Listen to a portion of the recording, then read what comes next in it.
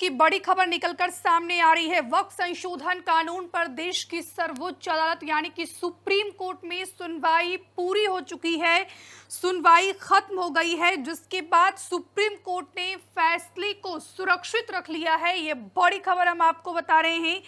वक्फ संशोधन अधिनियम 2025 की वैधता को चुनौती देने वाली याचिकाओं पर सुप्रीम कोर्ट में सुनवाई खत्म हो गई है। सुप्रीम कोर्ट ने फैसले को सुरक्षित रख लिया है। सुनवाई के दौरान याचिकाकर्ताओं ने कानून को मुसलमानों के अधिकारों के खिलाफ बताया और कानून पर अंतरिम रोक लगाने की मांग की गई है। तो दूसरी तरफ केंद्र सरकार की तरफ से जो एसजी पेश हुए तुषार मेहता, उन्होंने कानून के पक्ष में अपनी दलीलें रखी है। आखिरी दिन बहस सरकार के उस दलील के आसपास रही जिसमें कहा गया है कि वक्फ एक इस्लामी अवधारणा है, लेकिन यह धर्म का अनिवार्य हिस्सा नहीं है, इसलिए यह मौलिक अधिकार नहीं है। लगातार 3 दिन से वक्फ कानून पर सुप्रीम कोर्ट में ताबड़तोड़ सुनवाई हो रही थी, जिसके बाद सुनवाई वक्फ कानून पर सुप्रीम कोर्ट में पूरी हो चुकी है। सुनवाई खत्म हो चुकी है।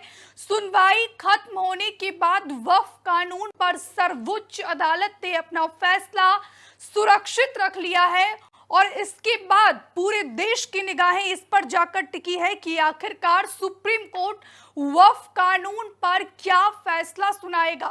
इसी पर ज्यादा बातचीत के लिए हमारे सहयोगी रानू मिश्रा हमारे साथ फोन लाइन पर जुड़ गए हैं।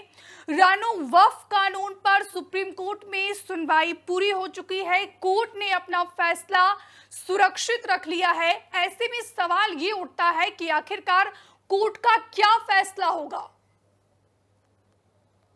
बिल्कुल, देखिए 3 दिन जो लंबी सुनवाई चली है उसके बाद कोर्ट इस निर्णय पर पहुंचा है कि फैसला सुरक्षित रख लिया गया है। सुप्रीम कोर्ट में जिस तरीके से वक्फ संशोधन कानून पर 3 दिन लगातार जो लंबी धुआंधार बहस चली है उसके बाद कोर्ट ने फैसला सुरक्षित रख लिया है। कोर्ट का फैसला सुनाएगा ये भी कंफर्म नहीं है, लेकिन बड़ी खबर यही है सुप्रीम कोर्ट से कि सुनवाई पूरी हो गई है। यानी सुप्रीम कोर्ट में जो कानून को वैधता देने वाली जो याचिकाएं थी, चुनौती जो दी गई थी कानून को, उन याचिकाओं पर सुप्रीम कोर्ट लगातार जो देखिए सुनवाई कर रहा था। 20, 21, 22 3 दिन सुनवाई चली और सुनवाई खत्म होने के बाद अब फैसला सुरक्षित रख लिया गया है। यानी अब कोर्ट इस पर कोई अंतरिम आदेश जारी करेगा। वो आदेश क्या होगा इंतजार हमें करना पड़ेगा, लेकिन कोर्ट ने फैसला सुरक्षित रख लिया गया है। कई सारी दलीलें दी गई हैं, जिनमें बड़ी बात करें जो याचिकाकर्ता है, खासकर जो 5 याचिकाओं पर सुनवाई की जा रही थी, कपिल सिब्बल जिसमें लगातार बहसबाजी कर रहे थे उनके पक्ष में,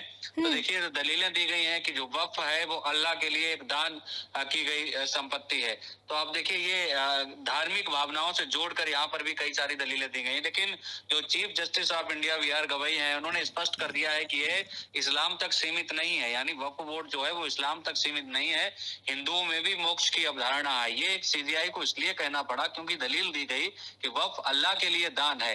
तो देखिए फैसला सुरक्षित रख लिया गया है। अब देखते हैं कि फैसला कब सुनाया जाएगा। फिलहाल कानून को मुसलमानों के अधिकारों के खिलाफ बताया गया है और इस पर अंतरिम रोक लगाने की मांग की गई है। लेकिन केंद्र सरकार की तरफ से जो सॉलिसिटर जनरल तुषार मेहता हैं, उन्होंने कई सारी पक्ष में दलीलें रखी हैं। और अगर आखिरी दिन की बहस की बात करें तो देखिए सरकार की उस दलील के आसपास रही है आखिरी बहस, तीसरे दिन की बहस, जिसमें यह कहा गया था कि वक्फ एक इस्लामी अवधारणा है, लेकिन ये धर्म का अनिवार्य हिस्सा नहीं है, इसलिए मौलिक अधिकार नहीं है।